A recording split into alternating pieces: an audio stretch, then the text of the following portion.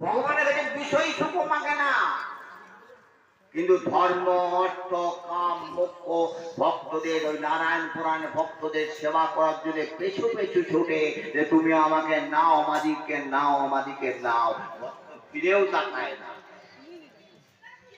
একটা যে উদাহরণ দেখাতে পারবেন যে তিনি সত্যিকারের ভক্তি করছেন, শুদ্ধ ভক্তি করছেন, তার অভাব আছে?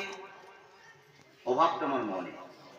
ভগবান কোথার থেকে কি জিনিস দেবে? আমি বারে বারে বলি যে ভগবানের চরণে মনকে নিবিষ্ট করে রাখুন। কিচ্ছু ভাবতে হবে না, ভাই করতে হবে না, কোথাও যেতে হবে না।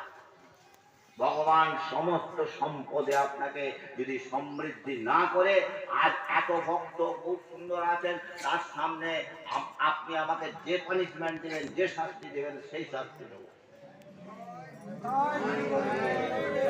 নিবিষ্ট মনে ভগবানকে ডাকুন। মানব জীবন পেয়েছি, মানুষের কর্তব্য